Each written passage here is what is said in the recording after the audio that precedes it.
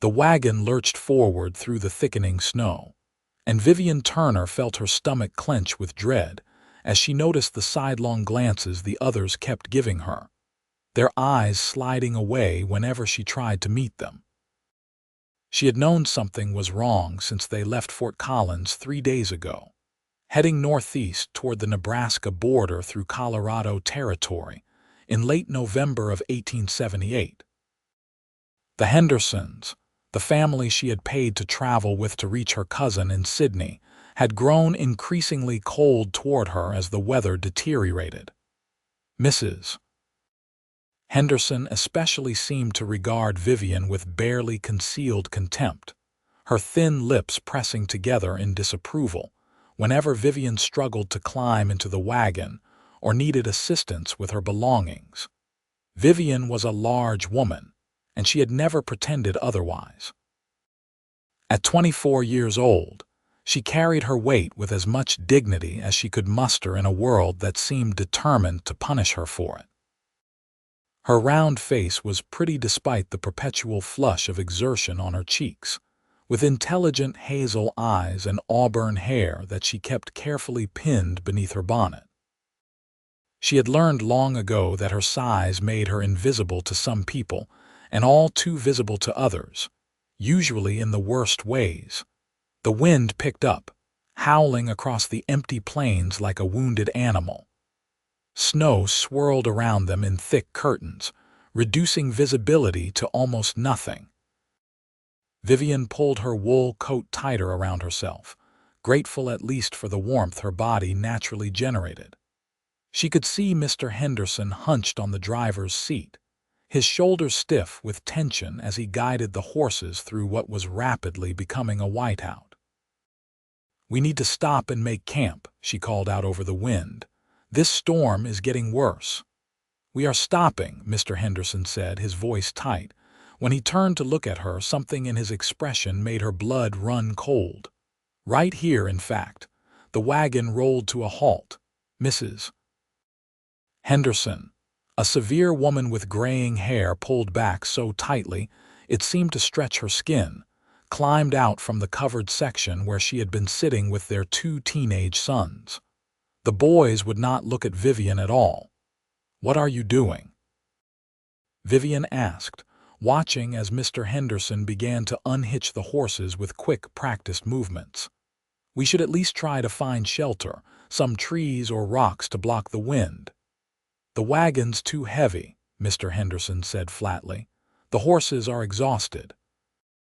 We have to lighten the load if we are going to make it to shelter." Vivian felt her heart begin to pound. "Then throw out supplies. I can help sort through what we can spare." "You are what we are sparing," Mrs. Henderson said, her voice as cold as the wind cutting through them. "We have been slowing down for days because of you. The wagon sits lower on one side because of your weight.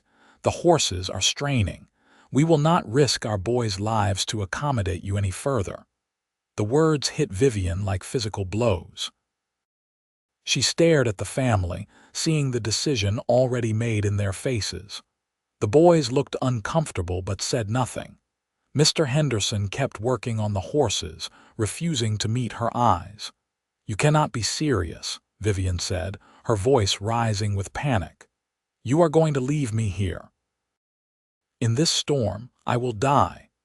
"That is in God's hands now," Mrs. Henderson said primly. "We gave you passage this far. We do not owe you anything more." "I paid you."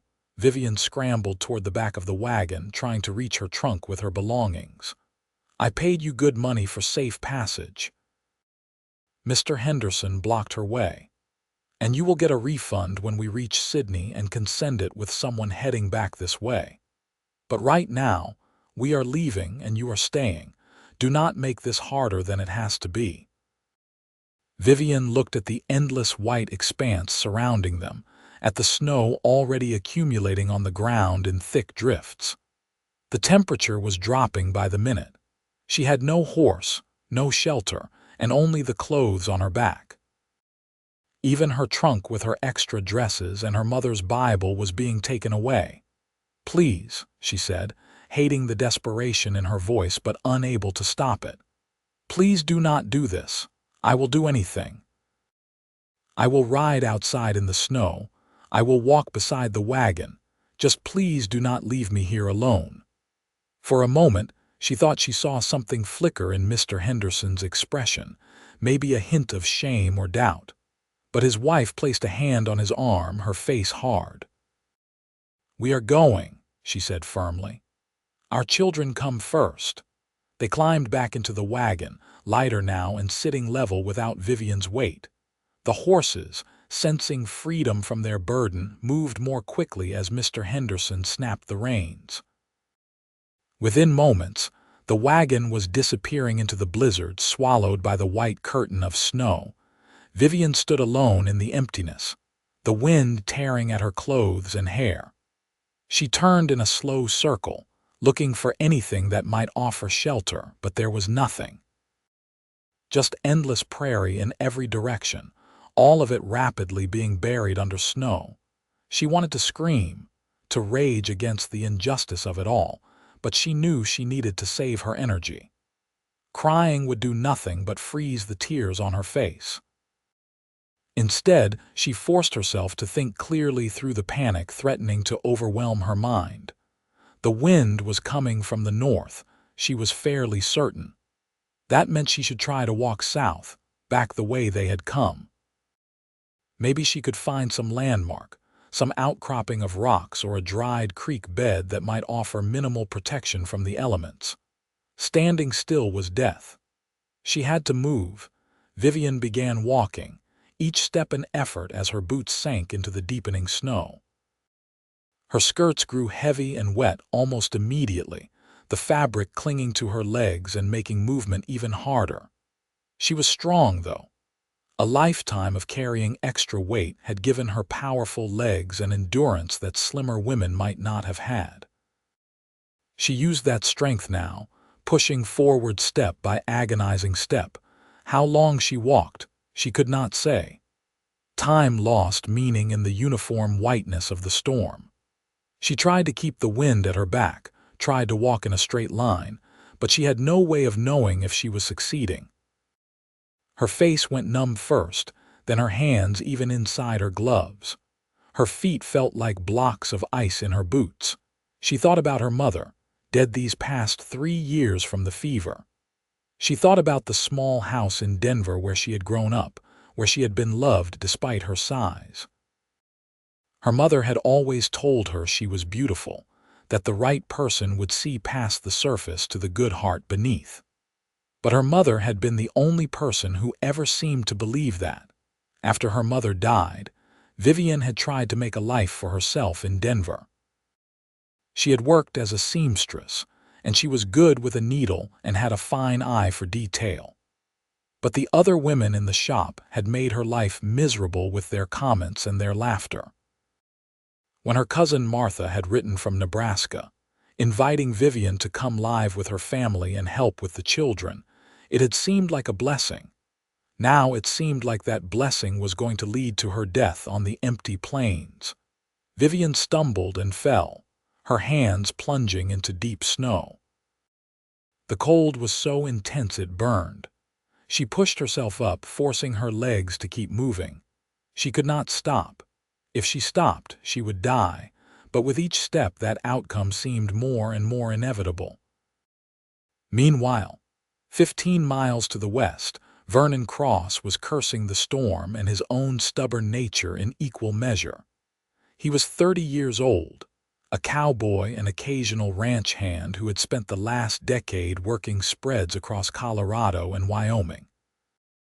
He was tall and lean, with dark hair that needed cutting and blue eyes that had seen more than their share of hardship. He had been heading east from a ranch near Fort Collins, planning to reach the small settlement of Grover before the weather turned. He had clearly miscalculated. His horse, a sturdy buckskin gelding named Ranger, was struggling through drifts that were rapidly becoming impassable. Vernon knew he should stop, should try to make some kind of shelter and wait out the storm. But something was nagging at him, a feeling he could not quite name that kept him moving forward. He had always trusted his instincts. They had saved his life more than once during the war, when he had been barely old enough to enlist and too young to understand what horrors he was walking into. Those instincts had kept him alive through hard winters and dangerous work, and more than one confrontation with men who thought they could take what was not theirs. Now, those instincts were telling him that someone needed help. Vernon pulled his hat down lower against the wind and wrapped his scarf more tightly around his face. Ranger snorted and shook his head, clearly unhappy with the conditions, but the horse kept moving. They had been through worse together, though not by much. The visibility was nearly zero. Vernon was navigating more by feel than sight, letting Ranger pick the path and trusting the horse's instincts as much as his own. He had no clear destination in mind, just a vague sense that he needed to keep going, that stopping now would be a mistake he would regret. Then Ranger stopped abruptly, ears pricked forward. Vernon leaned forward in the saddle, straining to see through the snow. At first he saw nothing. Then a shape resolved itself in the whiteness, something dark against the endless white. It was a person, lying face down in the snow. Vernon was off Ranger in an instant, sinking knee-deep into a drift as he rushed toward the fallen figure. He could see it was a woman from the shape of her clothing, her skirts spread around her like dark wings. She was not moving. He reached her side and dropped to his knees, his hands finding her shoulders and carefully turning her over. Her face was pale, her lips tinged with blue. Snow had accumulated on her clothes and hair. For a terrible moment he thought he was too late. Then she gasped, her eyes fluttering open. They were Hazel, he noticed, beautiful and full of confusion and fear. "I have you," Vernon said, pitching his voice to carry over the wind. "You are safe now, I have you." Vivian stared up at the man leaning over her, certain she must be hallucinating. She had fallen, how long ago she did not know, and had been unable to get back up.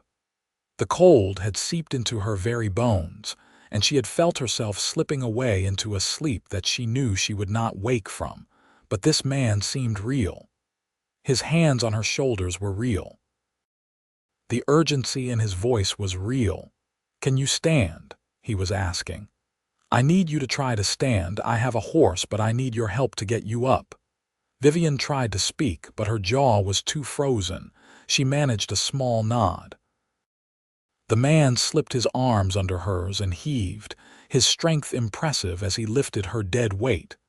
Vivian tried to help, tried to get her legs under her, but they would barely support her. "That is all right," the man said. "Just lean on me. We are going to get you on the horse, and then we are going to find shelter." Through the snow, Vivian could make out the shape of a horse, big and solid and blessedly real. The man, whoever he was, half carried and half dragged her to the animal's side. Getting her up into the saddle was a struggle. Vivian was heavy, and her limbs were not cooperating, but the man was determined and surprisingly strong. He boosted her up with grunts of effort, and Vivian grabbed the saddle horn with numb hands and held on. The man swung up behind her, his arms coming around her to take the reins. His body was warm against her back, sharing heat with her frozen form. She wanted to lean into that warmth, to let herself collapse against him, but she forced herself to stay upright, not wanting to be more of a burden than she already was. "What is your name?" the man asked, his voice close to her ear. Vivian," she managed through chattering teeth. "Vivian Turner." "Vernon Cross," he said. "Hold on, Vivian. We are going to get through this." Vivian wanted to ask him how, wanted to point out that the storm showed no signs of stopping and that they were in the middle of nowhere with no shelter in sight. But she was too cold and too exhausted to form the words. Instead, she just held on to the saddle horn and tried not to fall off the horse. Vernon urged Ranger forward, the horse moving slowly but steadily through the storm. He kept one arm wrapped around Vivian's waist, holding her secure. She was a large woman, he could feel that, but he did not care. All that mattered was that she was alive and that he needed to keep her that way. He had seen people die from cold before. It was not a pleasant death, though some said it was peaceful at the end when the body stopped shivering and the mind started to drift. He was not going to let Vivian Turner experience that peace. She was going to live, even if he had to share every bit of his own warmth to make it happen. "Keep talking to me," he said. "Tell me what you were doing out here." "Wagon," Vivian said, forcing the words out. "They left me, said I was too heavy, too much burden on the horses." Vernon felt a surge of anger so intense it momentarily warmed him from the inside. "They left you? In this storm? What kind of people would do that?" "The kind who think I am worth less than the effort it takes to accommodate me," Vivian said, her voice gaining a bit of strength from her own anger. "The Hendersons. They were taking me to Nebraska." "They are murderers," Vernon said flatly. "Leaving someone in a blizzard is the same as shooting them, just takes longer. If I ever run across these Hendersons, they are going to answer for what they did." Vivian felt tears prick at her eyes, but they froze before they could fall. This stranger's righteous anger on her behalf was almost more than she could bear. She could not remember the last time someone had defended her without hesitation, without qualification. "Why did you come looking?" she asked. "How did you even find me?" "I was not looking," Vernon admitted. "Just had a feeling I needed to keep riding. My instincts told me someone needed help, so I listened. Ranger here deserves most of the credit, though. He is the one who spotted you." As if understanding he was being praised, the horse snorted and tossed his head. Vivian managed a weak smile. They kept moving, and Vernon kept scanning the landscape for any kind of shelter. The storm was not letting up, and he knew they could not stay exposed much longer. Vivian was already suffering from dangerous cold exposure, and he was not far behind her. His feet were numb in his boots, and his face felt like leather left out in the winter. Then, through the swirling snow, he saw something. A darker shape, low to the ground. He urged Ranger toward it, hope rising in his chest. It was an old buffalo wallow, a depression in the earth where the great beasts had once rolled in the dirt. Time and weather had carved it deeper, and the wind had blown snow into a natural drift on one side that formed a partial windbreak. It was not much, but it was something. Vernon dismounted, his legs almost buckling when they hit the ground. He reached up for Vivian and helped her down, catching her when she nearly collapsed. Together, they stumbled into the wallow, the wind immediately less fierce in the depression. "We need to get you out of those wet clothes," Vernon said, already shrugging out of his coat. "I am fine," Vivian protested weakly, but her body was betraying her with violent shivers. "You are not fine. You are hypothermic. If we do not warm you up, you are going to die." Now is not the time for modesty. Vivian knew he was right, but the thought of undressing in front of this stranger was mortifying. Still, dying of cold would be worse. With numb, fumbling fingers, she began working at the buttons of her coat. Vernon turned his attention to Ranger, quickly removing the saddle and blanket. He brought the horse blanket to Vivian, who had managed to get her coat off. Her dress was soaked through, clinging to her body. "All of it," Vernon said gently but firmly. "I know this is uncomfortable, but your life depends on it." He turned his back to give her what privacy he could in the small space.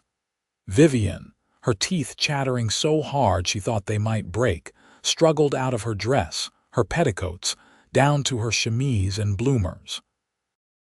Even those were damp with melted snow. "I am going to wrap you in the blanket now," Vernon said, still not turning around.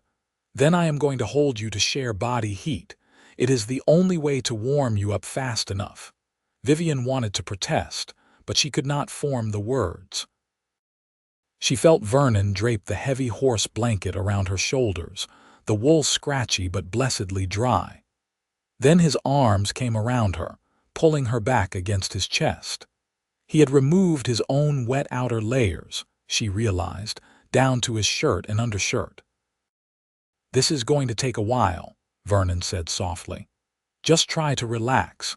Let your body warm up." Vivian had never been held by a man before, not like this. Despite the circumstances, despite the cold and the fear and the exhaustion, she was acutely aware of Vernon's body against hers. He was warm, so warm and solid. His arms around her were strong but gentle. His breath stirred her hair. She should have felt ashamed, should have felt humiliated to be in such a state with a stranger. But all she felt was grateful and something else she could not quite name. Safe. She felt safe for the first time since the Hendersons had abandoned her to die. They sat like that as the storm raged overhead, the wind howling across the plains. The buffalo wallow protected them from the worst of it, and Ranger stood near the opening, his bulk adding another layer of windbreak. Vernon kept his arms wrapped around Vivian, monitoring her shivering.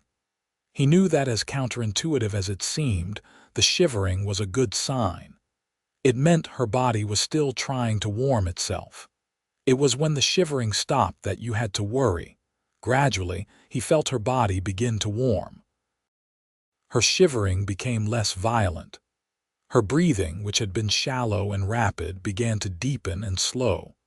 He kept holding her, kept sharing his warmth, and tried not to think about how right it felt to have her in his arms. He had not held a woman in a long time. His work kept him moving, never staying in one place long enough to form attachments. There had been women over the years, brief encounters in saloons or with lonely widows on remote ranches, but nothing that had touched his heart. He had convinced himself he was content with that life, that the freedom of the trail was worth the loneliness that sometimes crept up on him in the dark hours before dawn. But holding Vivian now, feeling her relax against him as warmth returned to her body, something stirred in his chest that he had thought long dead. "Thank you," Vivian whispered, her voice still hoarse but stronger than before. "You saved my life." "Not yet," Vernon said. "We still have to get through this storm, but we will, I promise you that." "Why do you care?" Vivian asked. "You do not even know me." Vernon was quiet for a moment, considering the question. "I guess I just could not stand the thought of leaving someone to die if I could help them. Lost too many people in my life already. Friends in the war, my parents to cholera, my little sister to a fever I could not break. I've gotten tired of losing people." Vivian turned her head slightly, trying to see his face. "I am sorry, that must have been hard." "It was, still is some days. But you learn to carry it. Learn to keep moving forward, because stopping means dwelling on things you cannot change." "Is that why you keep traveling? To keep moving forward?" Vernon considered that. "Maybe. Or maybe I just have not found a reason to stop yet." They fell silent again, but it was a comfortable silence. Outside their small shelter, the storm continued its fury, but inside the buffalo wallow, wrapped in the horse blanket and each other's arms, they were surprisingly comfortable. Not warm exactly, but no longer in immediate danger of freezing. As the hours passed and the short winter day faded to evening, Vernon kept watch over Vivian. Her color was returning, the dangerous blue tinge leaving her lips. Her breathing was steady.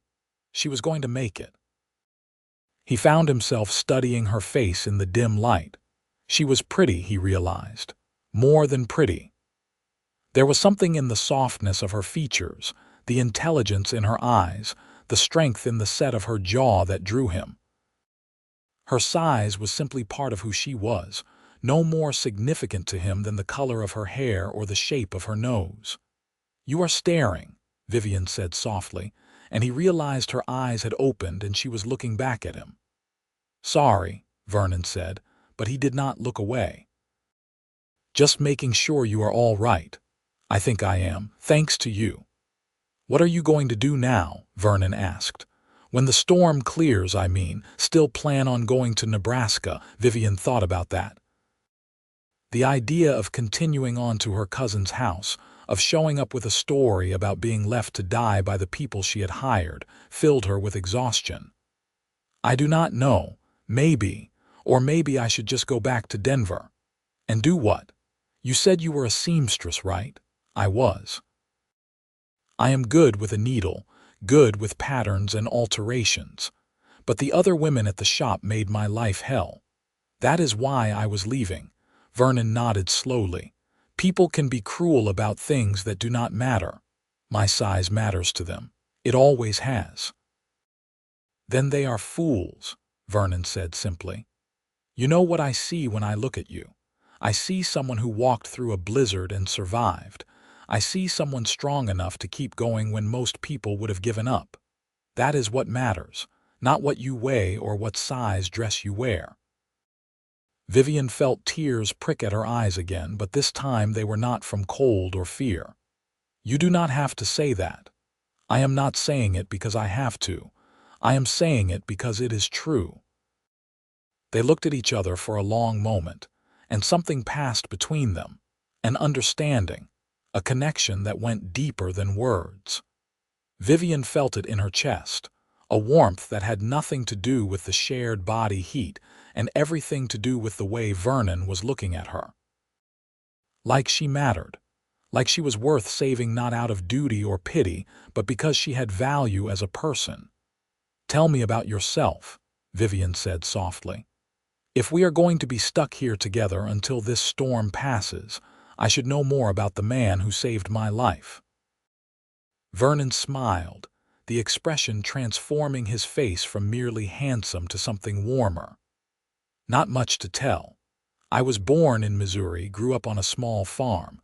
When the war started, I joined up even though my parents did not want me to. I was 17 and thought I knew everything. Learned real quick that I knew nothing at all." "Which side?" Vivian asked, though she thought she could guess. "Union. My parents did not hold with slavery, and neither did I. Saw too many terrible things during those years. When it was over, I could not go back to the farm. Everything felt small and quiet after what I had been through. So I drifted west, found work as a cowboy, and just kept moving." "Do you ever think about settling down?" Vernon was quiet for a moment. "Sometimes. When I see families on the ranches I work, when I watch men with wives and children and homes they have built with their own hands. But I never seem to find the right place or the right reason to stop." "Maybe you will someday," Vivian said. "Maybe," Vernon agreed, but he was looking at her when he said it, and something in his gaze made her heart beat faster. They talked through the night as the storm raged on, sharing stories and dreams and fears. Vernon told her about the ranches he had worked, about cattle drives and bronco busting and nights spent under stars so bright they seemed close enough to touch. Vivian told him about growing up in Denver, about her mother's kindness and the quiet life they had led, about the joy she found in creating beautiful things with needle and thread. They talked about books they had read, songs they remembered, places they dreamed of seeing. They found common ground in unexpected places and laughed together despite the dire situation. With each word, each shared confidence, the connection between them grew stronger. As dawn approached, the wind finally began to die down.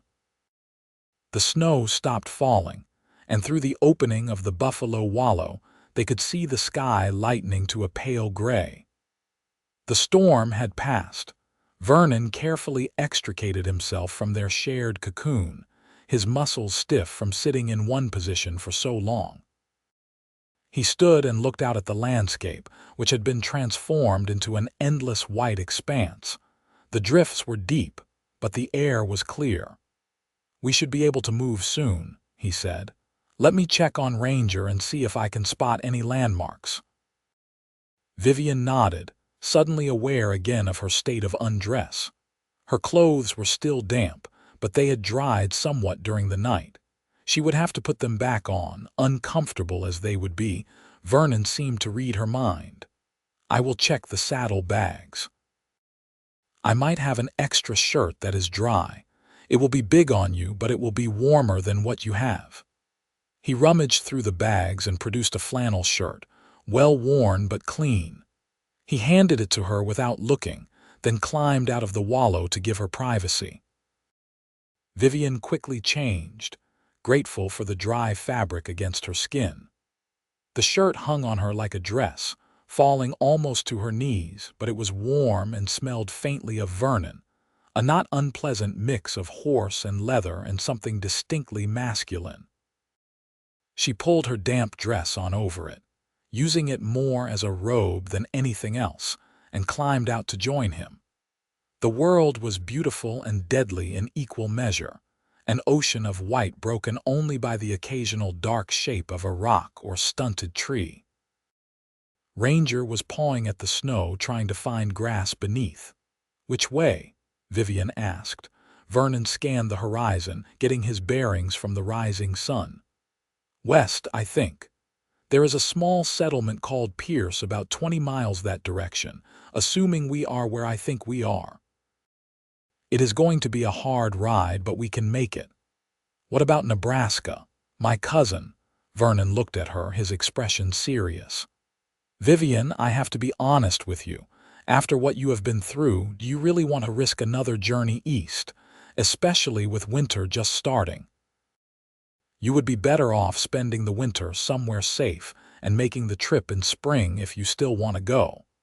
Vivian knew he was right, but the thought of being stranded in a strange place with no money and no prospects filled her with anxiety. "I cannot just impose on strangers for months." "You would not be imposing. You could work. You said you are good with a needle, right? Every town needs a seamstress, especially one who knows her craft.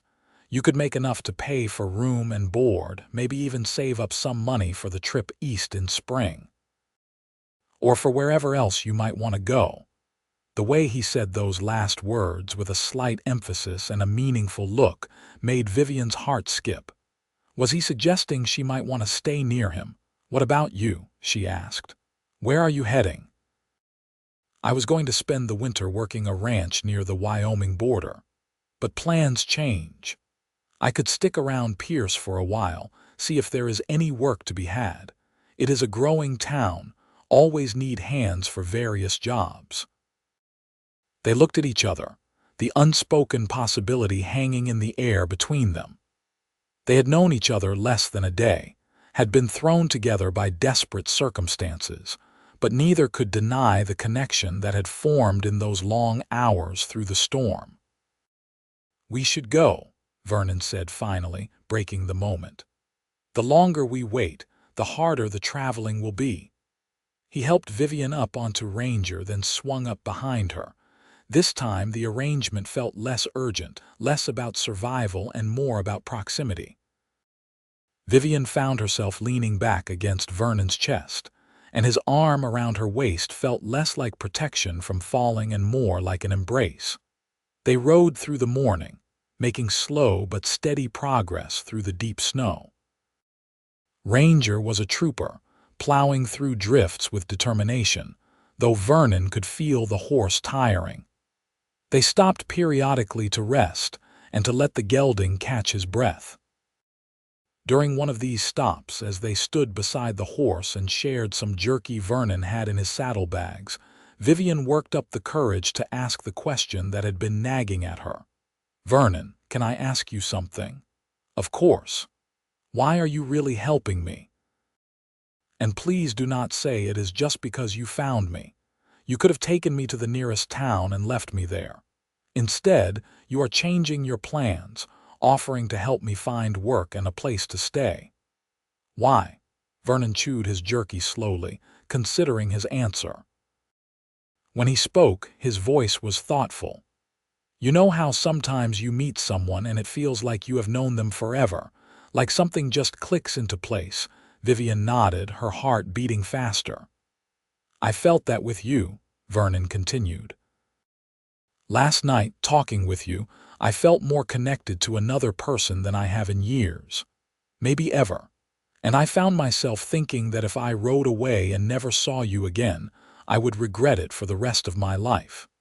He looked at her directly, his blue eyes intense. I do not want to have that regret. Vivian felt like the air had been knocked out of her lungs. I felt it too, she admitted. I thought maybe it was just because you saved my life that I was confusing gratitude with something else. But it is more than that, is not it? I think it is, Vernon said softly. I think it could be a lot more if we give it a chance. They mounted Ranger again and continued their journey, but everything felt different now.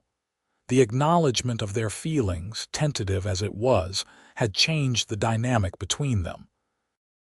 When Vernon's arm tightened around her waist, Vivian leaned into it. When they spoke, their voices were softer, more intimate. By late afternoon, they crested a rise and saw a pier spread out below them, a small collection of buildings clustered along a half-frozen creek. Smoke rose from chimneys, promising warmth and shelter. It was not a large town, maybe 30 buildings total, but to Vivian it looked like paradise. They rode down the main street, drawing curious looks from the few people braving the cold. Vernon stopped in front of a building with a sign that read, "Macpherson's General Store." "Let me do the talking," he said quietly to Vivian as they dismounted. "We will figure out where you can stay and what work might be available." Inside the store, a middle-aged woman with kind eyes and graying hair looked up from behind the counter. Her gaze took in their disheveled appearance, Vivian's dress over Vernon's shirt, their obvious exhaustion. "Lord have mercy," she said. "You two look like you have been through hell." "Just a blizzard, madam," Vernon said, removing his hat. "Vernon Cross, and this is Miss Vivian Turner. We got caught in the storm yesterday. Miss Turner here is a seamstress looking for work and lodging for the winter." The woman came around the counter, her expression sympathetic. "Margaret Macpherson. My husband Robert and I run the store. You poor things. Come warm yourselves by the stove while we figure out what to do with you." She led them to a pot-bellied stove in the corner, where blessed heat radiated. Vivian almost wept with relief as feeling began returning to her extremities. "Now then," Margaret said, pulling up chairs for them, "tell me what happened, and do not leave anything out." Between them, Vivian and Vernon told the story. They left out the more intimate details of how they had survived the night, but they were honest about the Hendersons abandoning Vivian and Vernon's timely rescue. Margaret's face grew darker as the story progressed. "That is murder, plain and simple. If those Hendersons ever show their faces around here, they will have me to answer to." She looked at Vivian with genuine warmth. "You are welcome to stay here as long as you need, dear. We have a room above the store that we usually rent out. It is small but clean, and the rent is reasonable." "I do not have much money," Vivian admitted. "The Hendersons took my trunk with everything I owned." "We will work something out. You said you are a seamstress." "Yes, madam. I am good with alterations, mending, making clothes from patterns. My mother taught me." Margaret's eyes lit up. "Well, that is perfect. We sell fabric and notions here, but we do not have anyone in town who does professional sewing. Most women do their own, but there is always demand for someone with real skill. You could work out of the store, take orders, use the room upstairs as both lodging and workspace. We can work out a fair arrangement." Vivian felt tears of relief spring to her eyes. "That would be wonderful, thank you so much. And you, Mr. Cross," Margaret turned her attention to Vernon. "What are your plans?" Vernon glanced at Vivian before answering. "I was heading to Wyoming for winter work, but I am thinking I might stay in the area for a while instead. Any need for a ranch hand or general laborer around here?" Margaret considered. The Wilkins spread just north of town might be hiring. They are always looking for good hands. And Sam Porter, who runs the livery stable, was saying just last week that he could use help with repairs and such. Winter is hard on buildings, always something that needs fixing. I will check with them tomorrow, Vernon said. For tonight, I just need a place to stable my horse and somewhere to sleep. Livery for the horse, like I said. As for you, we have another small room you can use for tonight, and we will see about more permanent arrangements after you talk to the Wilkins or Sam. As Margaret bustled around getting them hot food and showing them to their respective rooms, Vernon and Vivian exchanged glances. The unspoken question hung between them. What happened now? The room Vivian was shown to was indeed small, but it was clean and dry and had a real bed with quilts. There was a tiny stove in the corner and a window that looked out over the main street. It was more than she had hoped for, better than she had any right to expect after what she had been through. Margaret brought her some bread and stew, which Vivian devoured. She had not realized how hungry she was. As she ate, Margaret sat with her, asking gentle questions about her background and her skills. "You seem like a good girl," Margaret said finally. "I am glad you made it through that storm, and I am glad that young man found you." "There is something between you two, is not there?" Vivian felt her cheeks heat. "We only just met." "Sometimes that is all it takes. I knew I was going to marry Robert the day I met him. Took him a bit longer to figure it out, but I knew." She patted Vivian's hand. "You get some rest. Tomorrow we will get you set up properly with supplies and such. And do not worry about payment right now. We will work it all out." After Margaret left, Vivian stripped out of her damp clothes and washed as best she could with the basin and pitcher of water provided. She found a nightgown laid out on the bed, courtesy of Margaret, and slipped it on. It was too small, tight across her chest and hips, but it was clean and dry, and that was all that mattered. She lay down on the bed, expecting to fall asleep immediately from exhaustion. Instead, her mind raced with thoughts of Vernon. Was he thinking of her too? Would he really stay in Pierce, or would he move on once he made sure she was settled? The thought of him leaving created an ache in her chest that surprised her with its intensity. She had known him less than a day, had spent most of that time fighting for survival. But the connection she felt to him was undeniable, and unlike anything she had experienced before. In the other room, Vernon was having similar thoughts. He lay on the narrow cot, his body exhausted but his mind active. He kept seeing Vivian's face, hearing her laugh, remembering the feel of her in his arms. He had told her the truth earlier. Walking away from her would be a regret he would carry forever. But staying meant changing his entire life. It meant putting down roots, something he had not done in over a decade. It meant opening his heart to the possibility of being hurt, of losing someone else he cared about. But it also meant the possibility of building something real, something lasting. A home, a family. A future that stretched beyond the next job, the next town, the next empty horizon. Vernon made his decision in that moment. He was staying. Whatever it took, he was staying. The next morning dawned clear and cold. Vernon was up early, checking on Ranger at the livery and then heading to the Wilkins ranch. He was hired on the spot, the foreman appreciating his obvious experience and willingness to work. The pay was decent, and they had a bunkhouse where he could stay, but Vernon turned down the bunkhouse. Instead, he arranged to rent a small cabin in town, a place that had belonged to an old prospector who had died the previous summer. It was run down and would need work, but it had a solid roof and 4 walls and a fireplace. It was a place where he could build something. He did not examine too closely why he wanted his own place rather than just staying in the ranch bunkhouse. Or rather, he knew exactly why. He wanted a home to bring Vivian to when the time was right. He returned to town in the afternoon to find the general store buzzing with activity. Word had spread about the new seamstress, and several women had already come by to meet Vivian and inquire about her services. Vernon stood in the doorway, unnoticed, and watched as Vivian spoke with a young mother about making a christening gown. She was animated, confident, her eyes bright as she discussed fabrics and styles. This was her element, he realized. This was where she shined. The women around her seemed to sense it too, leaning in to listen to her suggestions, nodding in agreement with her ideas. Margaret saw him and came over. "She is a natural," she said quietly. "I have a feeling we are going to be very busy." "That is good," Vernon said. "She deserves good things." "So do you, young man. Did you find work?" "I did.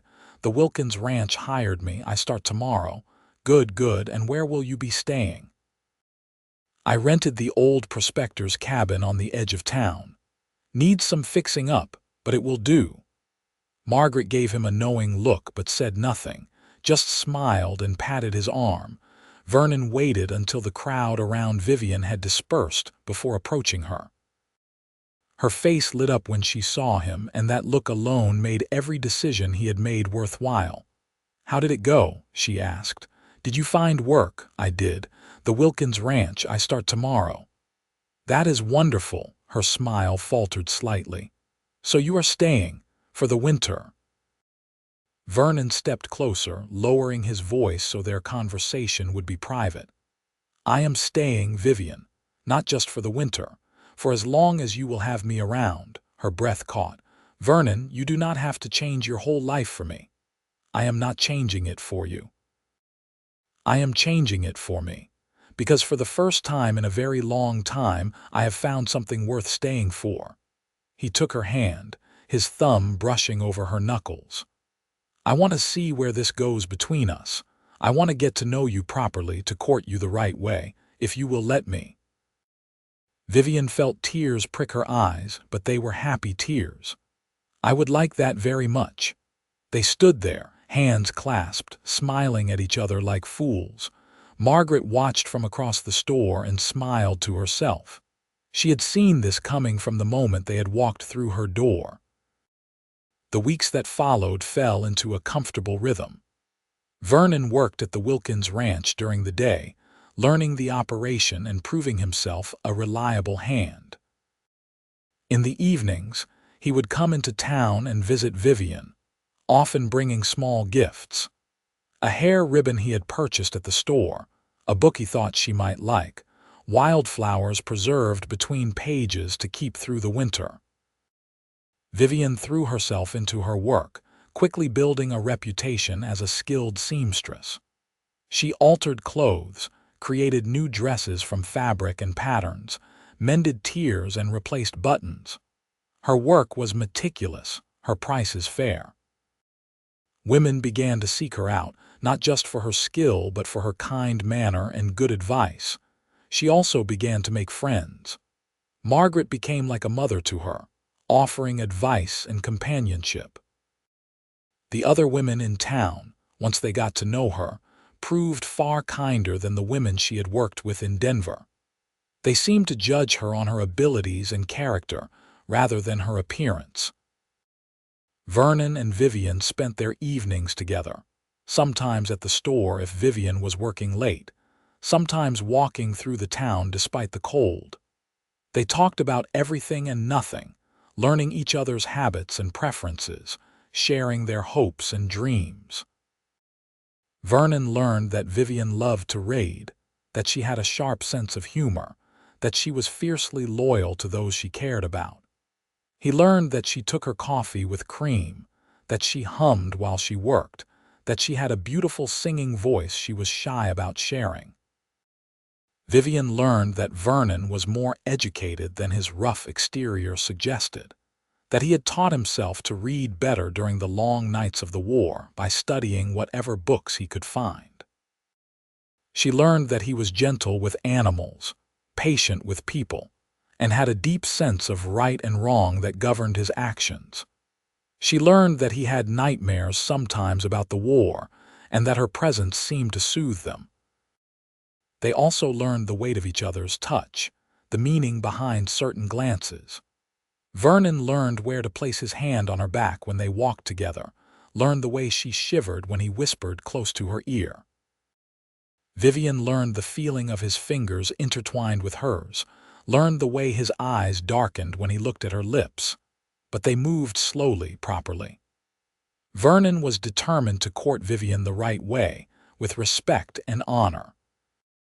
He wanted everyone in Pierce to know that his intentions were serious, that he saw her as a woman worthy of being treated like a lady. Christmas came, a simple celebration in the small town. The church held a service, and afterward there was a community meal. Vernon sat beside Vivian, their hands clasped under the table. He had never felt more at home, more like he belonged somewhere than he did in that moment. He gave her his gift after the meal, a small wooden box he had carved himself during his evenings in the cabin. Inside was a delicate chain with a small locket. "It is not much," he said as she opened it with wonder in her eyes, "but I wanted you to have something from me." "It is beautiful," Vivian whispered, running her fingers over the intricate carvings on the box. "Did you really make this?" "I did. Learned woodworking from my father. Have not done much of it in recent years, but it came back to me." Vivian opened the locket, finding it empty. Vernon reached out and gently closed her hand around it. "I thought maybe someday you might want to put a picture in there. Of someone important to you." Vivian looked up at him, her eyes shining. "I would like a picture of us together when we can manage it." Vernon's heart swelled. The casual way she said us, the assumption of a shared future, felt like the best gift he could have received. Her gift to him was more practical but no less meaningful. A new shirt she had made, perfectly fitted to his measurements. The stitching was impeccable, the fabric a deep blue that she said matched his eyes. Vernon put it on immediately, and the other townsfolk teased him good-naturedly about being dressed up for once. As winter deepened, their relationship deepened with it. They became an established couple in the eyes of the town. Margaret and Robert treated Vernon like a son, inviting him to Sunday dinners. The other ranch hands teased Vernon about being tamed, but he did not care. He had never been happier. One evening in late January, Vernon arrived at the store after work to find Vivian alone, working by lamplight on a wedding dress for one of the local girls. The sight of her bent over the white fabric, her face serious with concentration, made his heart ache with love. Because that was what it was, he had finally admitted to himself. He loved her, completely, utterly, without reservation. She had become the center of his world, the thing that gave meaning to his days and peace to his nights. Vivian looked up and smiled when she heard him enter. "You are early tonight. We finished the work faster than expected. I thought I might convince you to take a break and have dinner with me." "That sounds lovely. Just let me finish this seam." Vernon watched her work, marveling at the quick, sure movements of her hands, the way she seemed to know instinctively where each stitch should go. When she finally set the work aside and stood, stretching her back, he moved closer. "Vivian, I need to talk to you about something." Something in his tone made her look at him more closely. "Is everything all right?" "Everything is more than all right. That is what I need to talk to you about." He took her hands in his. "I have been thinking about the future, about my future, about our future if you will have it." Vivian's breath caught. "Vernon." "I love you," he said simply. "I think I have loved you since that first night in the blizzard when we talked until dawn. You have become everything to me, Vivian.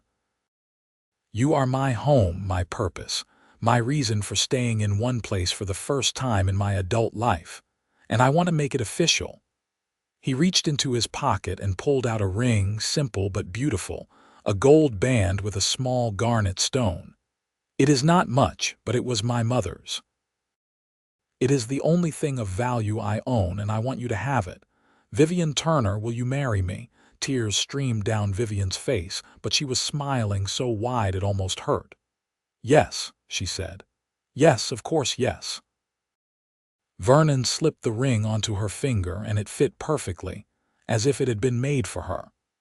Then he pulled her into his arms and kissed her for the first time. Really kissed her. Not the chaste pecks they had shared before, but a deep, passionate kiss that spoke of love and desire and promise. When they finally broke apart, both breathless, Vernon rested his forehead against hers. "I promise I will spend every day of my life making you happy." "You already do," Vivian said softly. "Just by being you, just by seeing me for who I really am." They were married in early March, as soon as the weather permitted a proper celebration. The whole town turned out for the wedding, which was held in the small church with the pastor officiating. Margaret had helped Vivian make her wedding dress, a beautiful creation in cream-colored silk that fit her perfectly and made her feel like the most beautiful woman in the world. Vernon wore his new blue shirt with his best pants and a borrowed jacket. When he saw Vivian walking down the aisle toward him, his eyes filled with tears.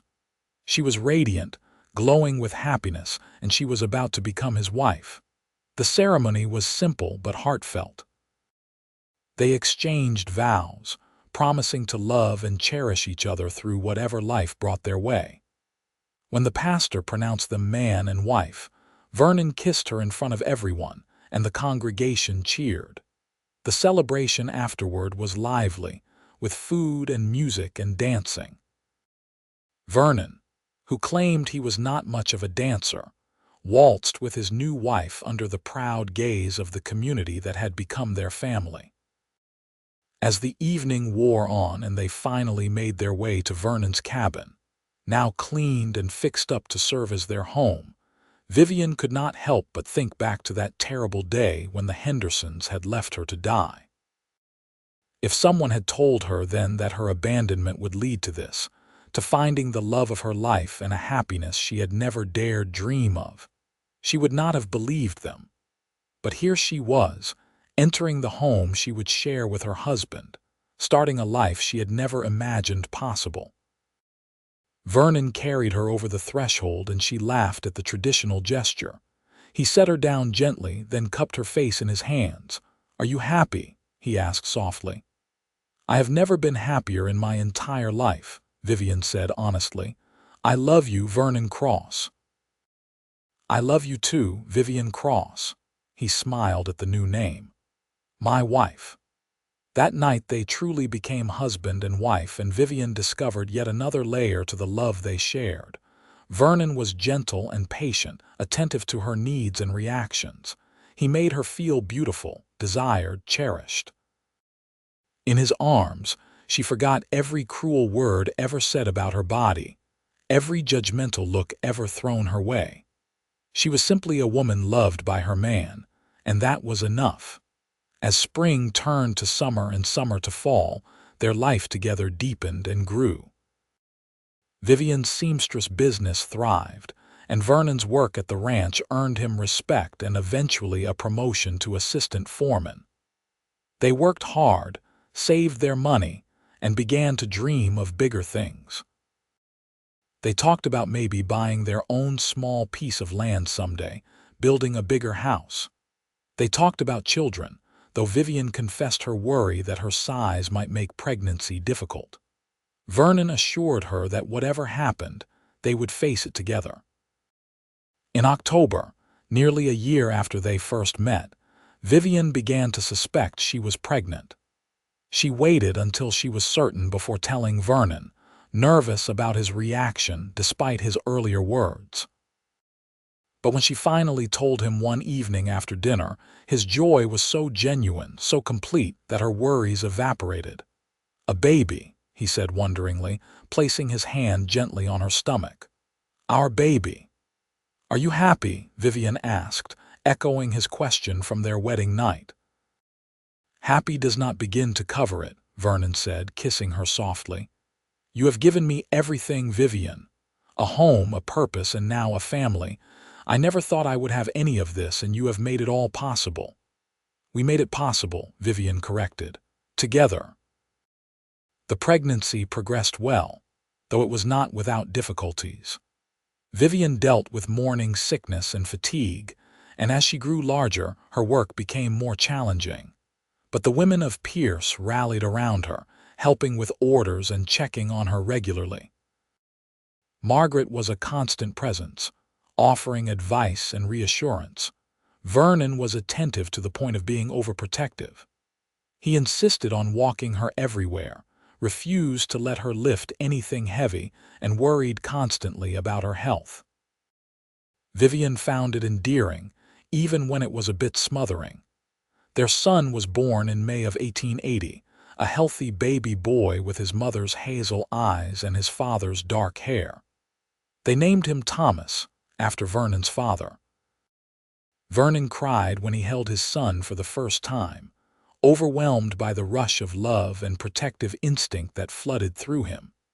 Vivian watched her husband with their baby and felt her heart might burst. This man, this wonderful man who had ridden through a blizzard and saved her life, had become not just her husband but the father of her child, the center of her world. The months that followed were exhausting but joyful. Thomas was a good baby for the most part, though he had strong lungs when he wanted to make his displeasure known. Vernon helped with everything, changing diapers and walking the floor with the baby at night when he would not sleep. He proved to be a natural father, patient and loving. Vivian gradually returned to her sewing work, often with Thomas sleeping in a basket beside her workspace. The other women in town cooed over the baby and offered endless advice, some helpful and some not so much. But through it all, Vivian and Vernon maintained the partnership they had built, supporting each other and facing challenges together. 2 years later, they welcomed a daughter, whom they named Grace after Vivian's mother.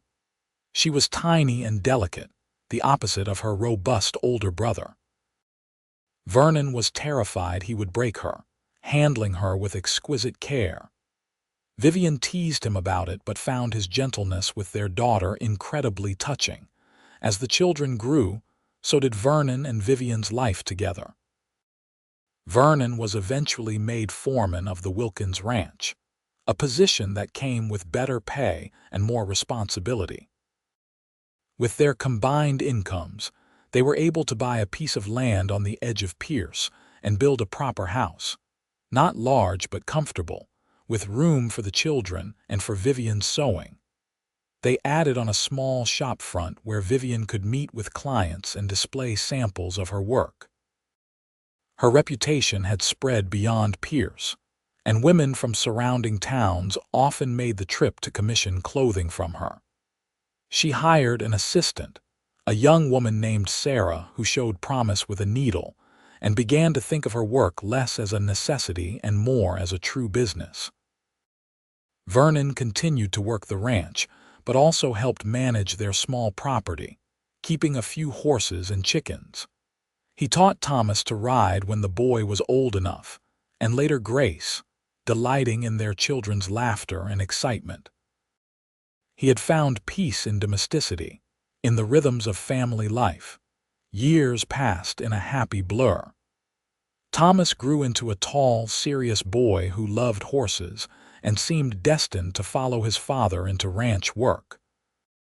Grace was smaller, quicker, with a sharp mind and a creative spirit that gravitated toward her mother's sewing. They were different but close, the best of friends as well as siblings. Vernon and Vivian's love, tested and proven through the years, only grew stronger.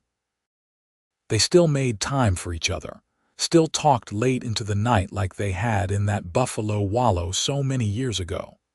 They still looked at each other and marveled that they had found something so rare and precious.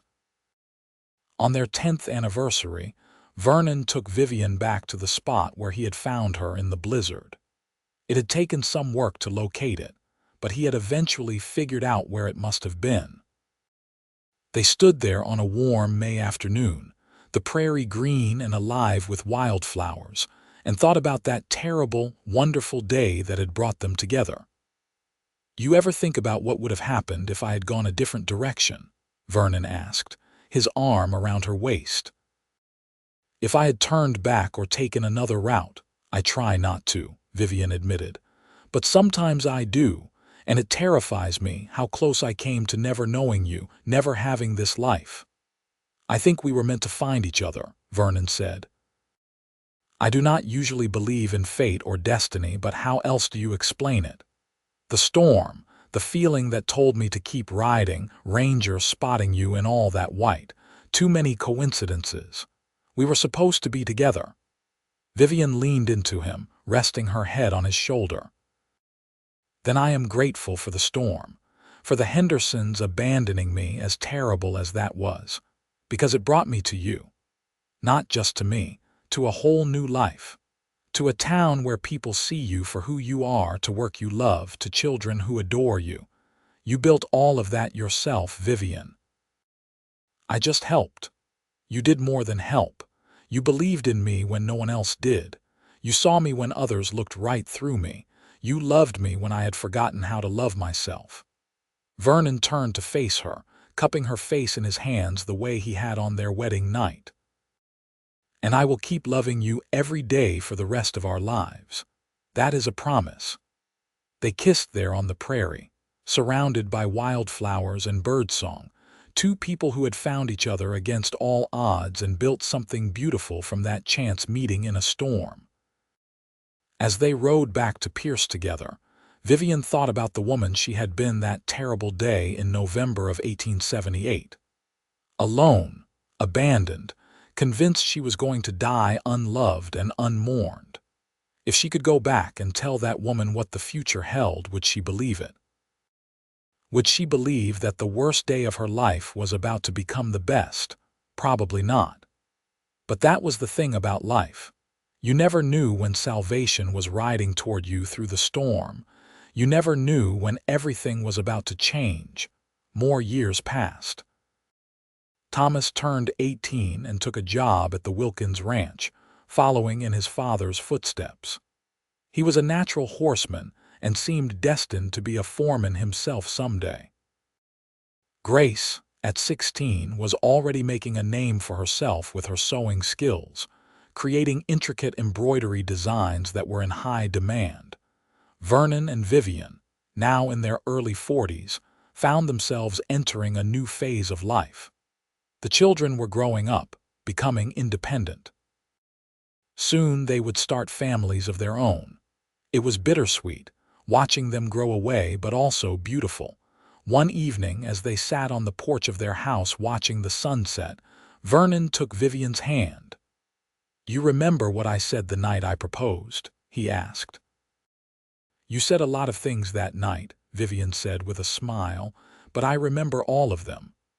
I said you were my home, my reason for staying in one place. Do you know what? What? That is still true. All these years later, with everything we have built, all the changes we have been through, you are still the center of it all. You are still my home." Vivian squeezed his hand, her eyes bright with happy tears. "And you are mine. Always have been from that first night, always will be." They sat together in comfortable silence, hands clasped, watching the sky turn from gold to pink to purple. Around them, they could hear the sounds of their life.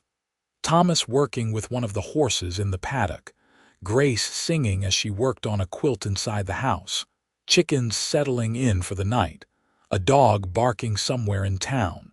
It was an ordinary moment, unremarkable in many ways. But to Vernon and Vivian, it was everything. This peaceful, quiet, ordinary life they had built together was more than either had ever dreamed of having. And it had all started with a storm, an abandonment, and a cowboy who had listened to his instincts and rode towards someone in need. Years continued to pass. Thomas married a local girl, Emily, and they built a small house on the other side of Pierce. Within a year, they made Vernon and Vivian grandparents, a grandson they named Vernon Jr. Grace married a man from a nearby town, a clerk who appreciated her artistic talents and supported her growing business. They moved to Pierce to be near family, and Grace expanded her mother's sewing shop into a larger operation. Vernon eventually retired from the Wilkins Ranch, content to spend his days managing their property and helping Thomas at the ranch when extra hands were needed. He was 55 years old, still strong and healthy, his hair now more gray than dark but his blue eyes still bright. Vivian continued her sewing work until arthritis made it too difficult to hold a needle for long periods. By then, Grace had taken over most of the business anyway, with Sarah managing the day-to-day operations. Vivian was content to advise and design, leaving the actual stitching to younger, more nimble hands. They had been married for 27 years when Vernon woke one morning to find Vivian watching him with a soft smile on her face. "What?" he asked, smiling back. "Do I have something on my face?" "I was just thinking," Vivian said, running her hand along his jaw, now lined with age but still dear to her. "About how lucky I am, about how close I came to missing all of this." Vernon caught her hand and brought it to his lips. "I am the lucky one. I was drifting, Vivian. Just moving from place to place with no purpose, no real life. You gave me all of that. You gave me a reason to stop running." "We gave it to each other," Vivian corrected, as she always did when he tried to give her all the credit. "That is what makes it so special. We built this life together." They had 3 grandchildren now, with another on the way. Their children were happy and settled. Pierce had grown from a small settlement to a proper town, with a school and a church and even a small newspaper. Vernon and Vivian had been part of that growth, contributing to the community that had welcomed them when they needed it most. Margaret and Robert Macpherson had passed away within months of each other a few years back, but their legacy lived on in the thriving general store now run by their son. The Wilkins Ranch had expanded and was now one of the most successful operations in the region. The town had weathered droughts and harsh winters and all the challenges that frontier life brought, but it had survived and thrived. And through it all, Vernon and Vivian had been together, facing every challenge hand in hand, celebrating every triumph side by side. On a warm September evening in 1905, the whole family gathered at Vernon and Vivian's house for supper. Thomas and Emily were there with their 3 children. Grace and her husband brought their 2. The house was full of noise and laughter, children running around while the adults talked and caught up on each other's news. After the meal, as the sun set and the children played in the yard, Vernon and Vivian sat together on the porch swing they had installed years ago. Vivian rested her head on Vernon's shoulder, his arm around her, watching their family with contentment. "This is what we survived that storm for," Vernon said quietly. "This moment right here, all of this. It was worth it," Vivian said. "Every hardship, every challenge, every moment of doubt, it was all worth it to end up here." Vernon kissed the top of her head, breathing in the familiar scent of her hair. "I love you, Vivian Cross. Have I mentioned that today? Only 3 or 4 times, but I never get tired of hearing it. Good, because I plan to keep saying it." As darkness fell, and the family began to pack up to head to their respective homes, Vernon and Vivian said goodnight to each child and grandchild with hugs and kisses. They watched them walk away into the night, Thomas heading one direction, Grace another, their voices carrying back on the evening breeze. When they were alone again, Vernon helped Vivian inside and they got ready for bed, moving through the familiar routine they had performed thousands of times. As they lay down together, Vivian curled into Vernon's side, his arm coming around her automatically. "Thank you," Vivian whispered in the darkness. "For what? For riding through that storm, for finding me, for seeing me, for loving me, for all of it." Vernon tightened his arm around her. Thank you for giving me a reason to ride through the storm, for being worth finding, for letting me see you, for loving me back, for all of it." They fell asleep like that, together as they had been for nearly 3 decades. Two souls who had found each other in the worst of circumstances and built the best of lives. Vernon Cross lived to be 73 years old, passing peacefully in his sleep with Vivian beside him. He left behind a wife who had loved him every day of their 45-year marriage, 2 children who had never doubted his love for a moment, 5 grandchildren who adored him, and a community that respected him. He had lived a good life, a full life, a life that mattered. Vivian lived another 5 years after Vernon's passing, though she missed him every single day. She was surrounded by family, supported by the community, but there was a Vernon-shaped hole in her heart that nothing could fill. Still, she found joy in her grandchildren, in watching them grow and start families of their own. She found purpose in her work, even if her hands could no longer hold a needle. She found peace in her memories of a love that had sustained her for most of her life. When Vivian Turner Cross passed away at the age of 78, peacefully in her sleep like her husband before her, the town of Pierce mourned her.